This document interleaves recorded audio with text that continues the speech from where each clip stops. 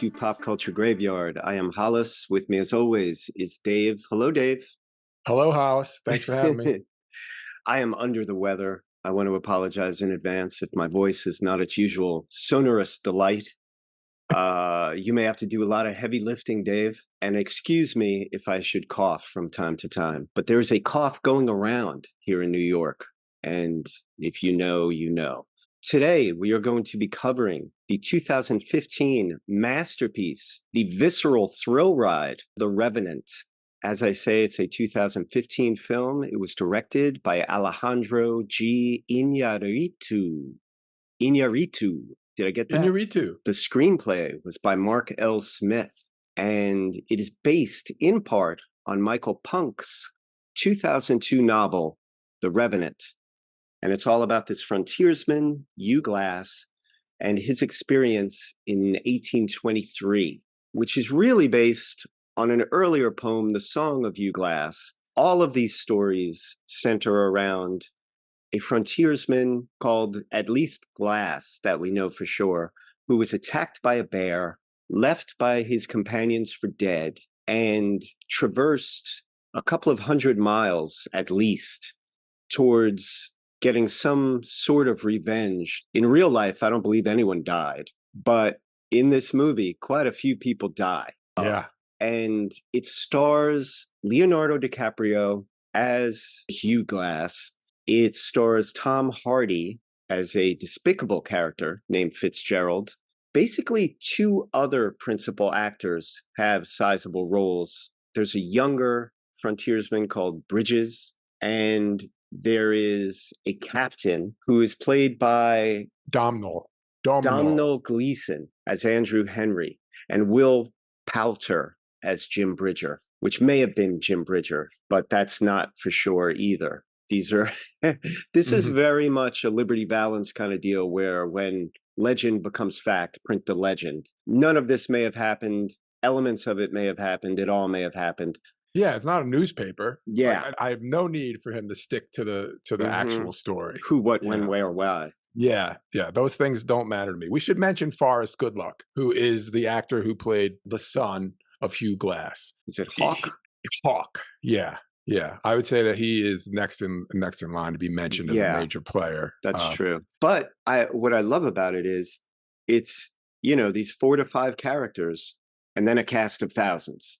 It's very old school. It's very much, there's a nucleus that we follow where all the politics play out for the group as a large whole. Yeah, and they're surrounded, these 5 to 9 people are surrounded by 50 to 100 frontiersmen, but the people that matter are few. Right. Yeah.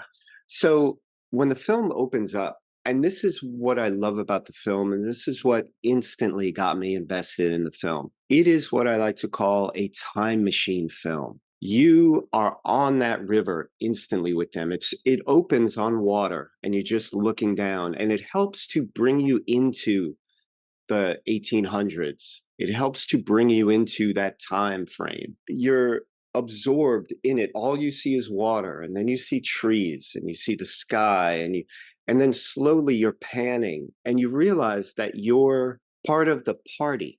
You're panning, and you're seeing the other men, the other frontiersmen stalking an elk. Yeah, to the point where I think I got quieter.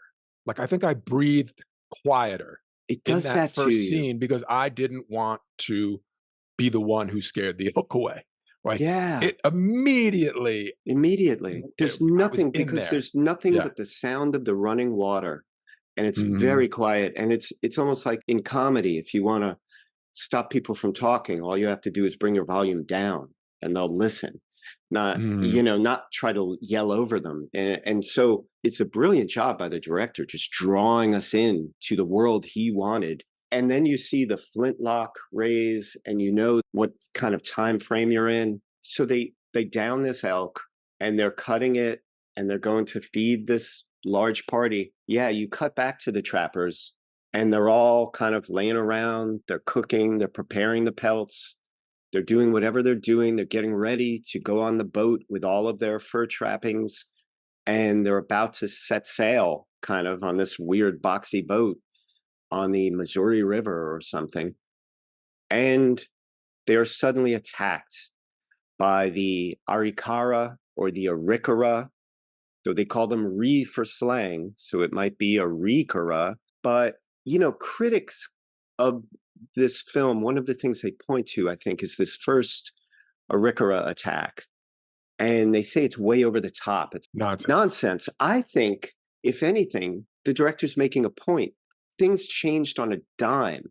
And in it, too, he's combining all of these legends that we know about Native American attacks all in one. It starts off with that naked guy walking, looking like so many old kind of Matthew Brady photos that we have of Native American attacks, where the guy's like naked and lying in the sun. It's kind of, so that's there.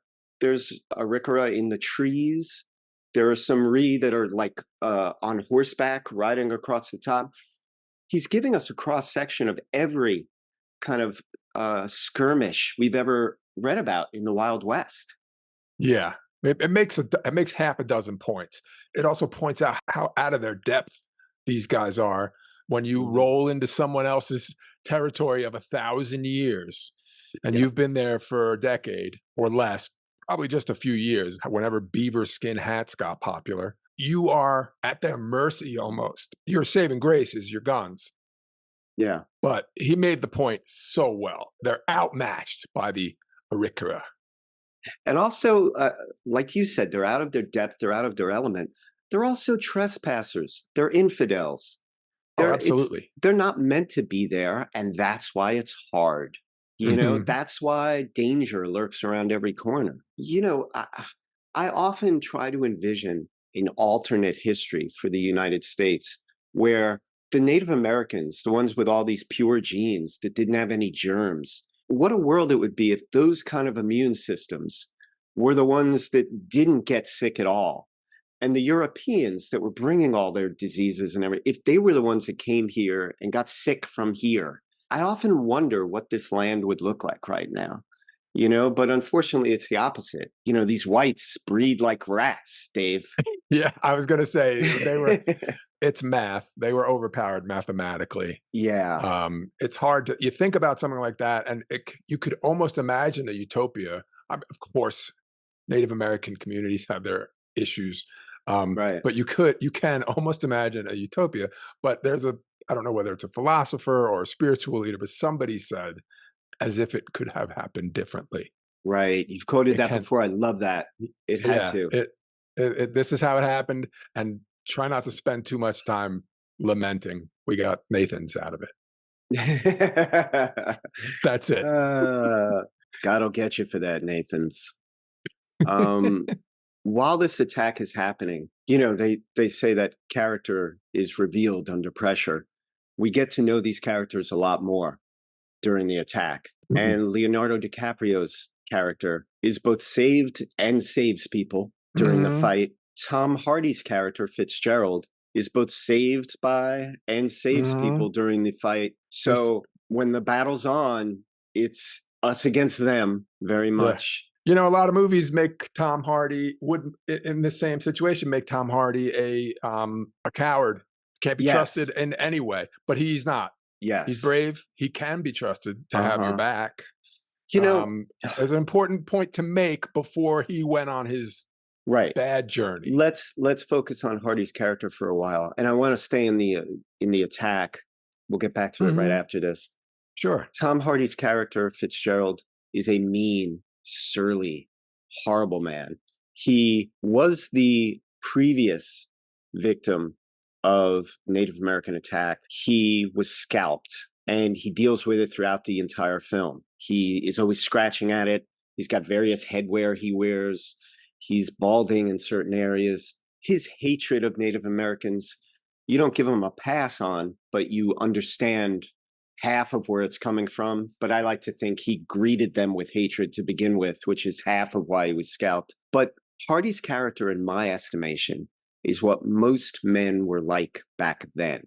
We romanticize the men who tamed America, but they were brutal, they were racist, and they were ugly. And they came here with a sense of entitlement and a sense of superiority. And I think on the one hand, that's the only way you can tame anything in all its ugliest forms. You don't send your most compassionate philosophers.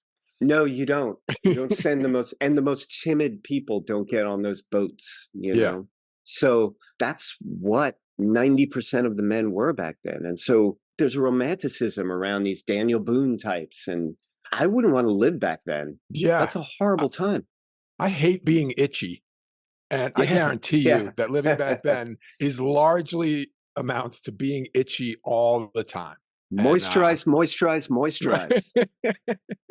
That's what I kept going through my head the whole time. I'm looking at Leo DiCaprio and his face and his lips and To join your point, I feel like there's a lot that Alejandro does, the man who made the movie, to move us along, like to move us away from some of like the romanticizing of the Daniel Boone types, and to move the needle closer to reality. He doesn't bury the needle. He still right. adds more compassion than there really was, and more, thoughtful characters than there probably really was. But he definitely did a great job, even in just hiring Native Americans to play Native Americans. Yeah. And the language rang true to my ear. And paying attention to language, and paying attention to costume, and paying attention to tactics. Well, I'll tell you something. I don't remember any previous films, and I was a big fan of all sorts of Hollywood treatment of Native Americans, both bad and good, just because I love Native Americans. And I don't remember the Arikara getting their moment in the sun prior to this. I saw a million. First time. I saw a million movies, Navajo, the Sioux, especially the Lakota. I remember like Crow, Blackfoot, all kinds of Indian groups as they were known back then. And I don't remember the Arikara, so that was fun because they're in that part of the country, and he stayed true to it. Depends on where you are. Yeah, and I believe this takes place mostly was present day Missouri, which is why it's so wet. So. Yeah, and I gotta say, I was going in thinking like Native Americans, Leonardo DiCaprio. Am I about to watch a modernized Dances with Wolves? Like, yeah. And then immediately I was like, okay, no, this is fine. This is not. No, never. Yeah. So anyway, okay, that's Fitzgerald. Yeah. So we're in this fight, and they all make their way to the boat, which is this square boat, and they're trying to get away. And it's during this period that we're hearing the Native Americans talk to each other. And this is a war party that was decided on retrieving the daughter of, I assume, their chief or one of their high-ranking. Elk Dog was his name. Elk Dog. Oh, that's cool. That's like a hip-hop name. Yeah. Elk Dog is seeking his daughter, Powakak, I believe is how you say that. And she was stolen in the night by a couple of white guys, and he knows not where they took her. So he's seeking her everywhere. And that is, it's a side story, but it's actually driving all the action in the film. The Arikara chief is trying to find his kidnapped daughter. And there's one point, Dave, do you remember when a French trapper says to him, the pelts he's trying to trade are stolen? The chief replies, "You have all stolen everything from us." Mm-hmm. And that's the heart of the movie. And we learn later that fur trapper is the one who kidnapped Powakak. Yeah. And has her hidden somewhere. I love that it's a justified, it's not like, damn, rampaging Indians. It's a justified war party trying to. It's a justified war party. But at the same time, I almost had in my head after watching it for a while, like this movie directed by the Zucker brothers who did Airplane. And it's just this guy going into every single family home. Like maybe these people took Powakak. Like, right. Not everybody in the world has your daughter, dude. Like, there's no detective work. There's no, there's a chimney. There's some smoke. Maybe they took Powakak. Like, oh my God, dude. Detective work. Do it. Yeah, but he's had it up to here. He's fed up. He's like, I'm going out to find my daughter. And if I kill extra whites on the way, bonus. Right. He's had enough. The guy who plays him, you know what? I'm going to say his name. Dwayne Howard, who plays him. Elk Dog? Yeah.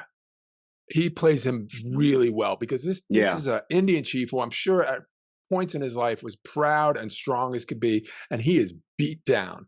Yeah, you could see it on his face. Yeah, he is beat down, and he has had enough. Okay, so they get down the river a bit. I think it's worth mentioning what was maybe 50 is now a dozen making it down the river. Yeah, they had a very large group. They had a ton of pelts. They left with maybe half their pelts, and they left with maybe a third of their group. Mm-hmm. So they make it somewhat down the river. There are elements of this opening that remind me of Aguirre, The Wrath of God by Werner Herzog, which is this one of my favorite films. It's all about the conquistadors. I think it's Pizarro and his attempts in Peru. Anyway, there are different moments that remind me of that, like the time machine aspect of it and the kind of wholly out of their element aspect of it and the dealing with the Native Americans. It's amazing. But anyway, I don't know. I wanted to draw that parallel for people who know the other film. So anyway, they're making it down the river, and Glass says to the captain who asks him, they need to ditch the boat because the boat is too easy to follow. They'll just follow the river, and they need to make it across land. And he knows a shortcut. So they leave the boat, not happily. They leave the boat grousing. Fitzgerald wanted to stay on the boat. A couple of the men are responsible for taking the boat downriver and then setting it free. Those men instead stay on the boat. And Fitzgerald's like, I should have stayed with them. Later, those men die. The Indians catch them, as Glass said they would. Later, the captain at one point is looking down over a waterfall or something at a couple of scouts he sent forward. And they're saying, come on, it's easy this way. It's a land, just like Glass said. We can walk right across. It's a shortcut. And then as you pan up, the sound design is brilliant because you hear the crash of the waterfall. And by the time you get to the captain, he can't hear anything. Mm-hmm. And so Fitzgerald, who is constantly in the captain's ear, jibber-jabbing the whole time, is kind of translating all of these things that cannot be heard and saying, like, see, they're saying there's no way down there. We got to go. We should have taken the boat. It shows you what a helpless world they were inhabiting and how useless they were. Then they blunder through. And I'm not taking away from their toughness and their ability to adapt and they needed it. But they blunder through. You got to go trapping with 50 guys because only 9 come back most of the time. Yeah. And you got to be 6 foot tall, 250 of muscle, because in 6 months, you're going to be crouched over 180 pounds. You got to be tougher. Yeah. And you'll notice none of them are I say we nuke the site from orbit, man. Game over, man. None of them are at wit's end. They just had most of their crew killed. They think it's unlikely that they're going to be able to hike back without either being attacked or finding their way. Right. And yet they're like, what should we do? I don't know if I want to do this. This sucks. I hate this. Right. Not one of them is crying. Not one of them is even has a tone of voice that says, like, I can't do it. Not one. These are hard dudes. These are hard dudes, man. Yeah. At one point, Glass, while they're breaking, Glass goes to search for food, and he is attacked by a bear. And it is a central scene in this movie. And he's attacked by a bear who is a female bear protecting her cubs. Again, a justified attack. I'm justified just comparing it a little bit. Justified in the fact that it's nature. That's what bears do when that's what bears do. Yeah. I think in real life, his companions help bring the bear down. But in this one, Glass pretty much kills the bear single-handedly. The bear attack is actually 2 bear attacks that happen quickly, which I really think might have been okay after the first attack. But yeah, it's brutally realistic. And I always feel bad for the bear. Sure. That's our nature. That's mine and yours. I don't mean human beings. Yeah. And, isn't it always the case? It's the Glasses that get attacked by bears. It's never the Fitzgeralds in the real world, Yeah. Mm-hmm. Yeah. So the bear attack, in essence, means that Glass is now excess baggage for the crew. They carry him on a gurney for miles, forbidding land, and they're going up over mountains that Glass himself said they wouldn't have to go over because he knew a shortcut, and some of the men took it. But that waterfall, they couldn't hear him, and so now here we are. And so it's much more arduous. At first, they're going to mercy kill him. And Hawk speaks up, as does Bridges and a couple of others. But most of them think, let's put him out of his misery and let's put us out of our misery so that we can get there without all of this excess baggage. Instead, the captain decides that the homicidal maniac, Fitzgerald, is a wise choice to be left behind. To be fair, he asked for volunteers. Yeah. Unfortunately, the volunteer is a homicidal maniac. Well, the volunteers are Hawk, who is his son. And Bridger, who is one of the rare good people. Yeah, that should have been enough. But instead, Fitzgerald needs to be there, who provides one of the most terrifying scenes in cinema, where at one point he's all alone with Glass. Spoiler alert, if you haven't seen the film, if you're intrigued, go watch the film. Please come back. He makes a deal with Glass. He says, he's like, I will kill you if you want me to do that for you. All you have to do is blink. Now, everyone knows how hard it is not to blink. Glass is clearly trying not to blink. For a long time. For a long time. For so long. And rather than Fitzgerald accepting that he has not blinked, he restates it and said, all you got to do is blink.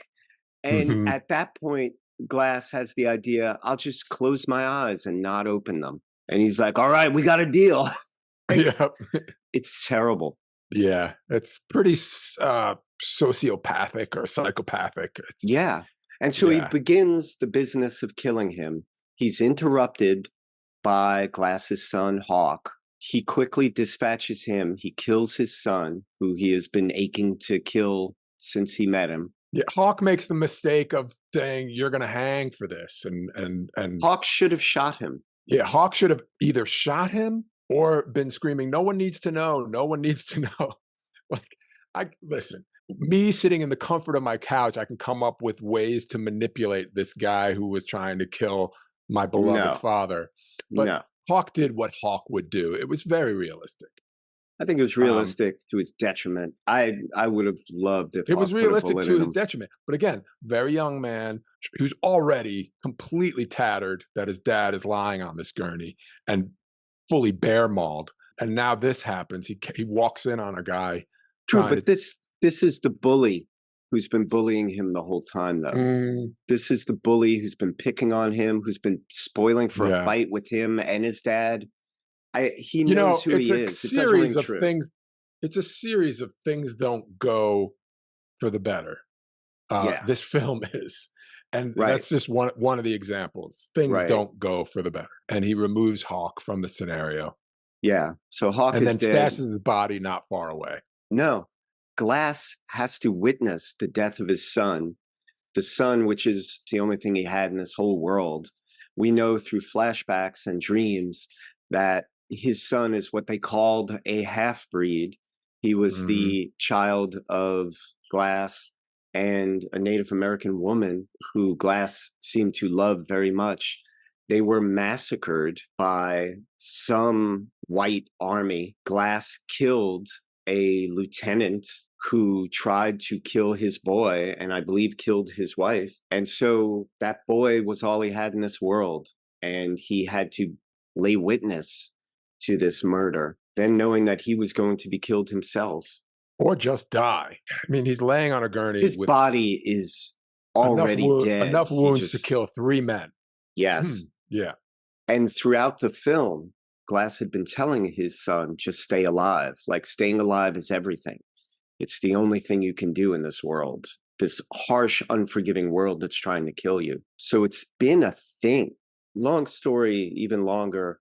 I hate getting tangled up in plot, but we have to just establish this. I call him Bridges because that's what Fitzgerald calls him. Bridges comes back, the young buck Fitzgerald lies to him that Hawk took off, as if Hawk would take off from his dad, the one thing he had in this world, and that he fought to have survive.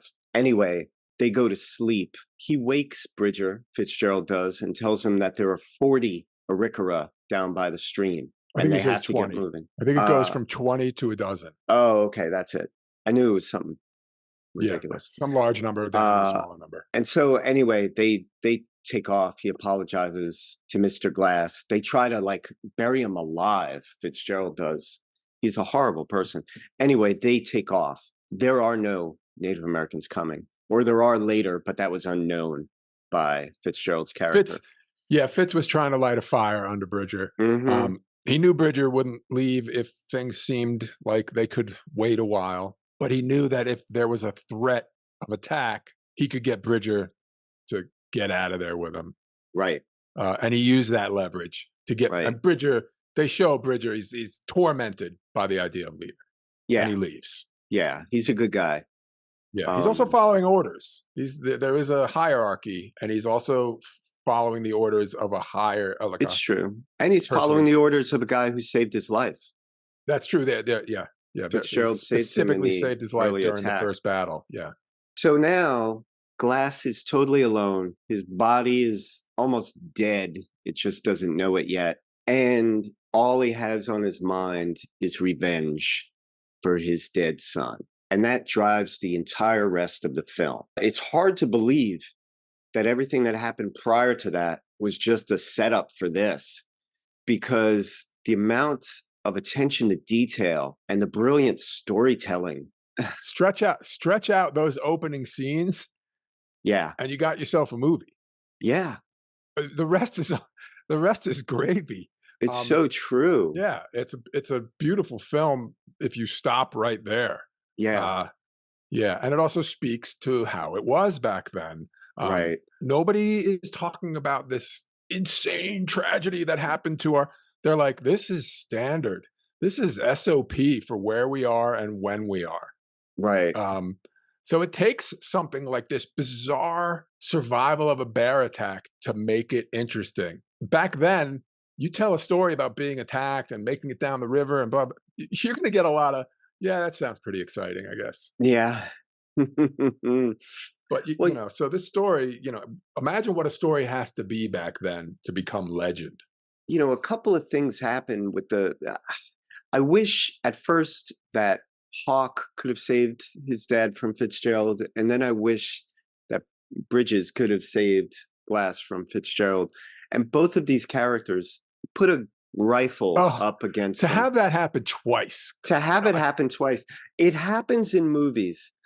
It does. Whether it's a handgun or it's a rifle, where I hate these characters who hold the gun right up against who they want to shoot to threaten them.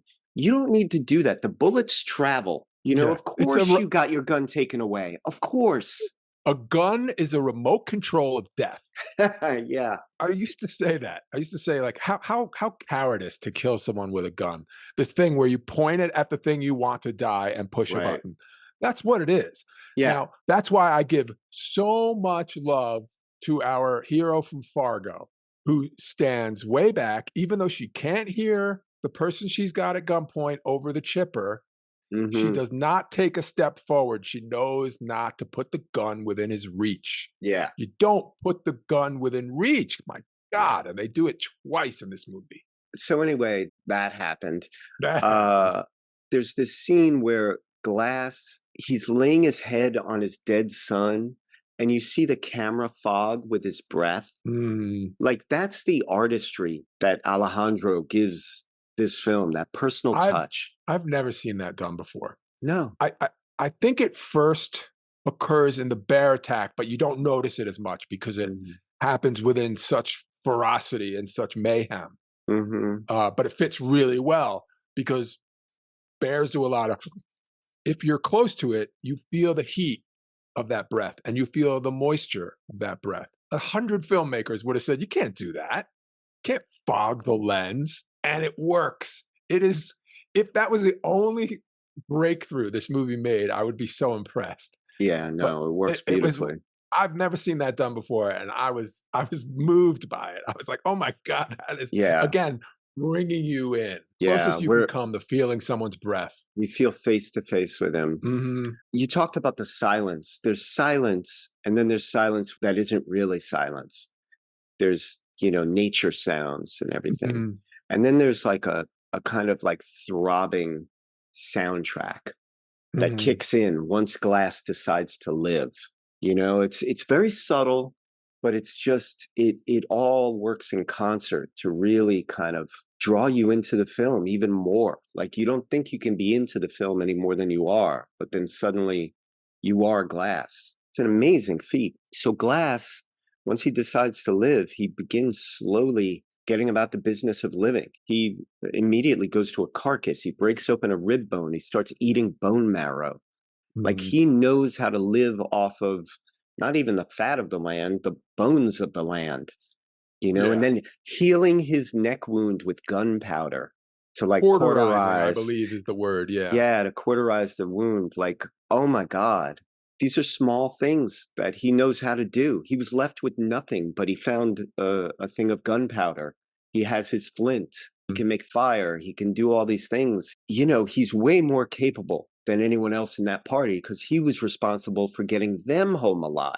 So now he's just got to worry about himself.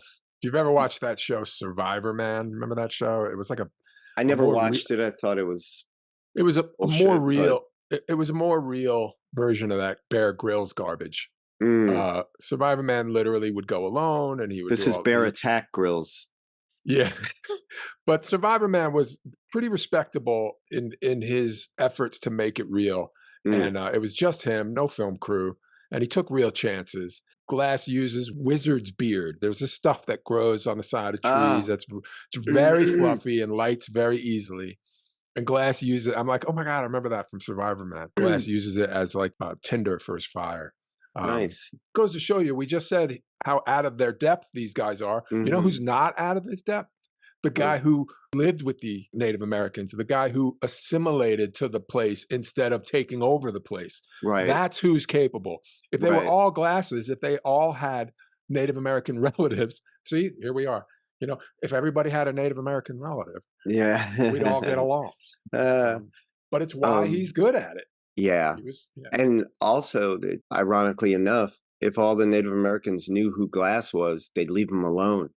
Mhm. Like, he may be this guy who loves his Native American son, but when he's out in the wilds and any other tribe sees him, he's just a white guy who's Mhm. encroaching on their land.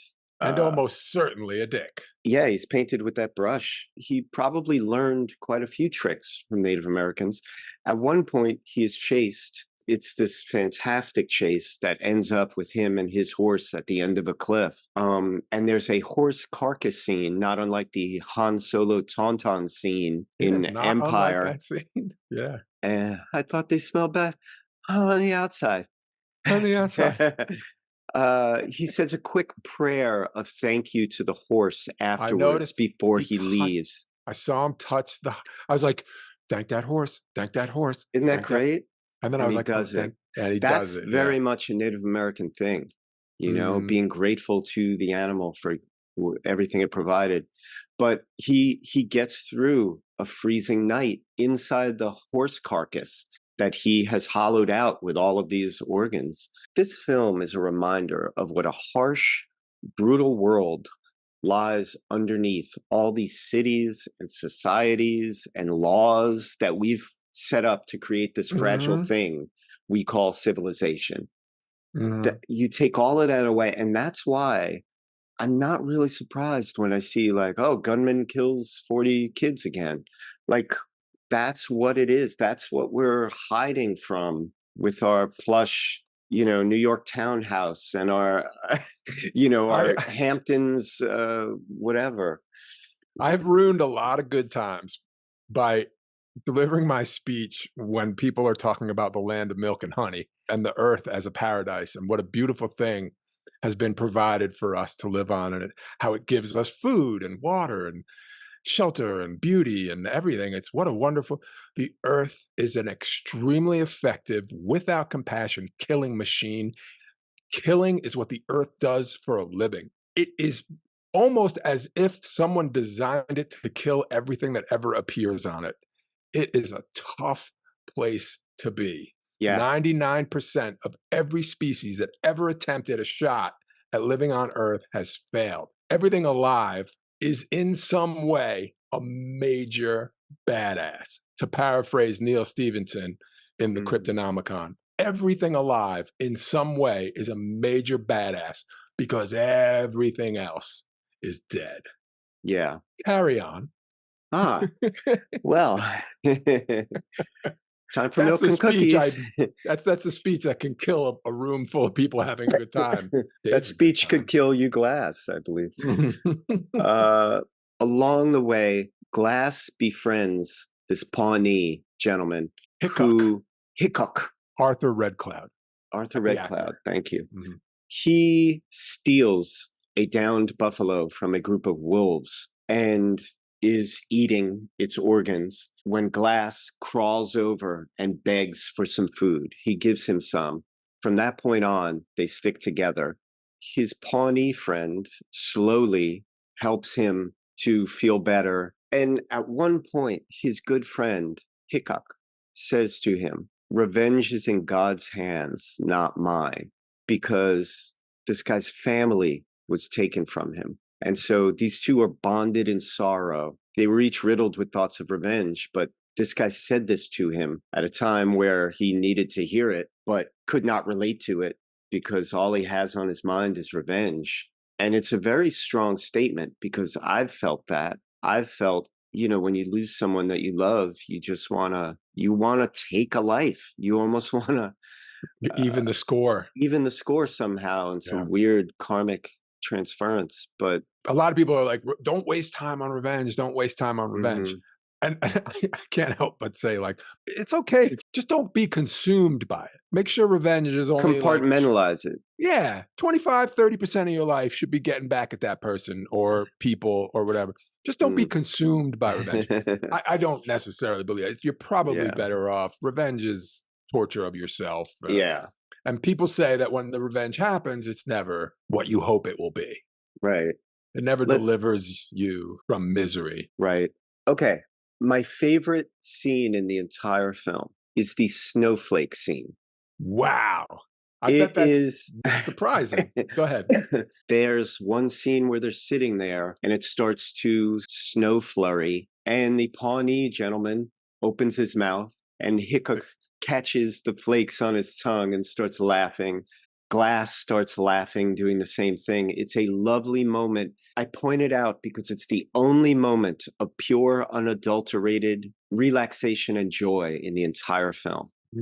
We never get that at the beginning. When things are supposedly good, we don't get anything close to that. Back at the base camp, pouring it up and drinking, we don't see any true joy. This is the finest, purest moment. And I really love that we have that. We get that as an audience. And we see genuine friendship forming.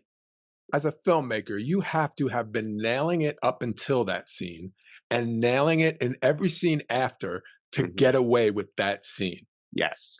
And it absolutely has gotten away with. It's great. It delivers. So with that, the Pawnee friend, Hickok, is very important because he forms a sort of igloo, a heated rock igloo. What is it called? Maybe a sweat lodge, like a makeshift sweat lodge. That's a much better name for it. I couldn't think of something. I'm not sure if that's what it is, but I think he's going for like a medicinal sweat lodge when he builds it. That's exactly what it is. You're right. Yeah. And so he builds this thing. He puts Glass's body inside of it, and then he kind of leaves. And in the morning, Glass breaks his way out of it. And his body is not totally healed, but it's moved in the other direction. Yes. From rotting flesh to healing flesh. Yes. He is as healthy as he has been, and he can finally begin in earnest his journey towards avenging his son. He travels not that far and finds his friend hung from a tree by a bunch of fur trappers. French fur trappers, yeah. French fur trappers. These are the same people who have kidnapped Powercock. They are just nasty, mean guys. I don't know if they're French Canadian or whatever, but they are. Hey, let's not drag Canada into this. They gave us John Candy. Let's leave them alone. Yeah. But anyway, in this film, they are bad guys because they killed his friend partially, and also because they kidnapped this woman. He at first liberates Powercock. He steals a horse. He rides away. They fire after his own horse. Hickok's horse. It is the horse that Hickok. Oh, right. Yeah. It is. He's not even stealing it. He's taking it back. It is his friends that spotted like Palomino. It was very recognizable. Yeah, that's true. Yeah. So he was not even committing a crime. That's true. Okay. So let's try and bring this whole thing home. Glass is making his way slowly back to Fort Kiowa, which is where he believes the men who left him to die are holed up. And before he even gets there, a canteen shows up, which Bridges left for Glass, and it's understood that Glass had it. Brought in by a starving French trapper from that same party. Right. And now I'm going to reveal my hole in the script. Ladies and gentlemen, welcome to Hole in the Script. We've reached it. I actually have two.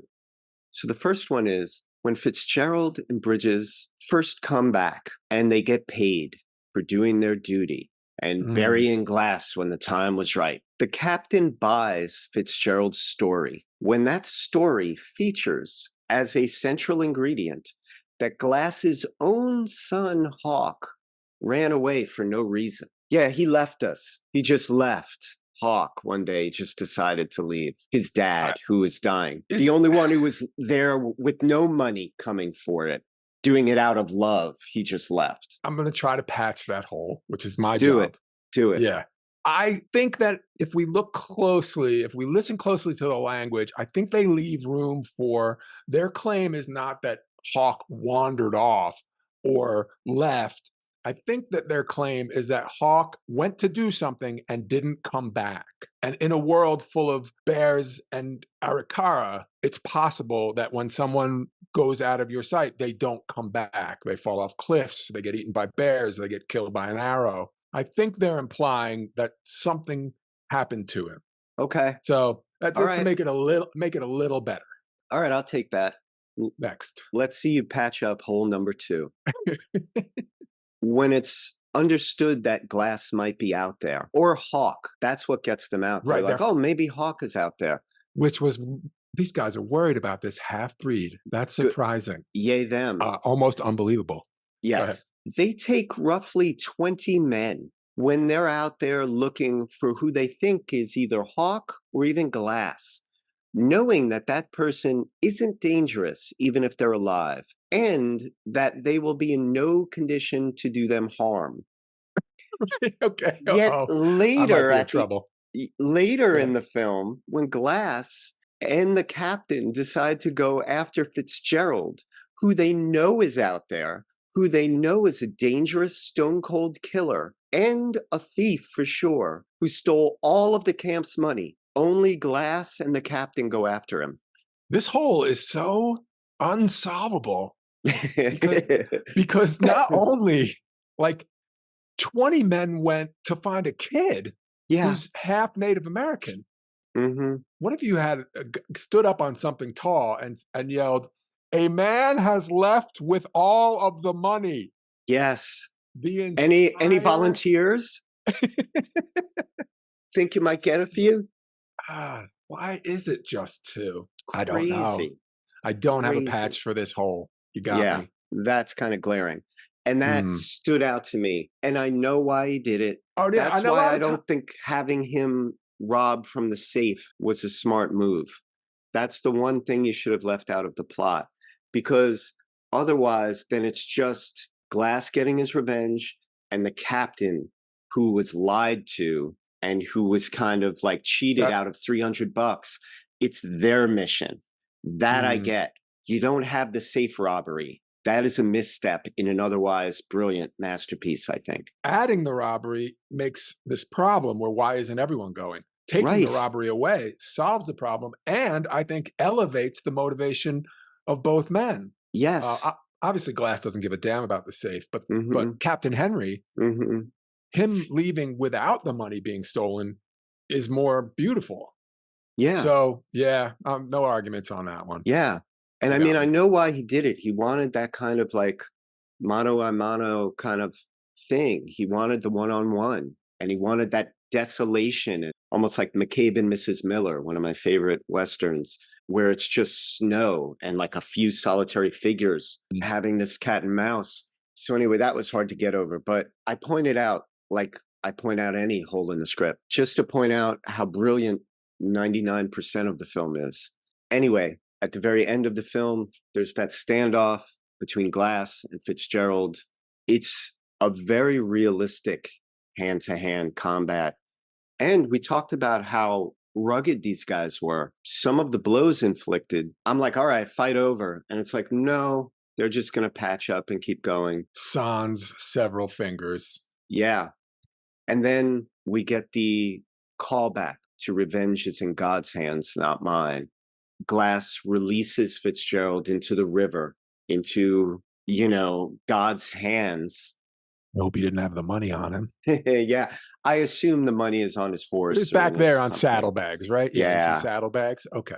So yeah, on the verge of finally exacting his revenge and killing the man, he hears the Mhm. voice of Hickok, and he pushes Fitz into the river, which is symbolic in a way because the river is God's hands. The Yes. river cat, and it's almost tongue in cheek how quickly God Yeah. responds. You don't have to wait long for God to answer your prayers. God in the form of Elk Dog, Yeah, who because he finishes the drifts job that someone like else started. how far does he drift? 10, 15, 20 20 feet. meters? Yeah, Yeah. yeah. Elk Dog is reunited with Powakak. And And now they do know that he is the white man who did this. Like in this case, they're close enough. I'd like to think that she told them that. Yeah, I think she did. You think Um, so? that's why they go past. Otherwise, they would Or have do you just. think they go past because he gave this offering of Fitzgerald to him? Well, like you always say, there's more than one way to interpret things. Yeah. I think that the first thing she did when she got back is told the story of this white man who enabled her Mm, escape, which he did very intentionally. yes. He made a point of making sure that he got his horse back and she got away. He even told her, he was like, wait for me and come. He's Oh, like, right, okay, right, right. come Yeah. now. He Okay. Yeah. thought he was going to put her on horseback. They were going to get away. Yeah. So I think that she recognized I him, would like to and think so. yeah, Because and there's she was no like, acknowledgement. There's no, not even a she. nod of the head. Yeah, I think that when the body was floating to them, she probably, while we were still watching them fight and him, I'd like she to was think saying, so. "Daddy, that's the man who saved Right. my life." I would like to think Um, so. I think so. Yeah. I also am speaking of someone telling the story. I was so glad that Glass told Captain Henry Bridger is innocent. Yeah. Bridger didn't know Hmm. about the murder. He was following orders and he was lied to. Bridger was lied to. Hmm. He Like, wasn't because even like following orders. He was cuckolded by a stronger male, almost like in prison. he was also conned with Yeah. fake Native Americans. Hmm. So anyway, Bridger deserved to be out of the brig and not be looked down upon. Because Bridger was a good dude, and that kid is a Hmm. great actor. He really is. I've only I'm ever really seen him in enjoying him. this and We're the Millers, this comedy. How weird is that? We're the Millers. Like Yeah. I saw one of those, what do you call it, tours for We're the Millers, where they sit on directors' chairs and talk about the movie. He's British. No. He's British. No. He's Is he got the really? he's got the accent, the Oh, heavy, that's a heavy Dave British. special right there. It was I'm like, that guy's British. You look at him, what a good That's actor. great. So at the end of the film, do you see it as when he sees his wife? Is that him dying? Is that simply him making his peace with his journey and now he's going to live? Mm. If there was ever a spot where it's now up to the viewer to end this movie, it's up to the person what Hmm. happens. My personal thought was death, that he lets go. That's what I have as well. Yeah. Uh, Um, and the way it's shot, again, the mark of a great director, the way Alejandro shoots it, it doesn't seem like a bad thing. Yeah. Seems like a sweet release. It does seem, and it's the kind of thing where if someone had been telling me about the movie, I'd be like, God, I hate when it ends like that. Like, why does he have to die? But having been through the whole experience with him, the ending seems fitting and his death seems fitting. I don't really see him going on a second adventure or anything. So it's kind of fitting. And he's not dying alone because he's having this vision, which I believe is the third or maybe fourth vision of his wife that he lost and his son. Which brings me to something I wanted to mention, which is while the maker of this movie has definitely done so many things better than past frontier movies and other movies in general, I really look forward to someone coming up with a new way to show spiritual scenes other than smoky churches with loved ones looking back at you. Like someone needs to, and I'm not taking away, it was all appropriate. It just, I'm like, it was appropriate. That was the thing for the time. Yeah. But I'm always like, I wish there was a new way. Here's your problem. You seem to have the same problem in many different ways.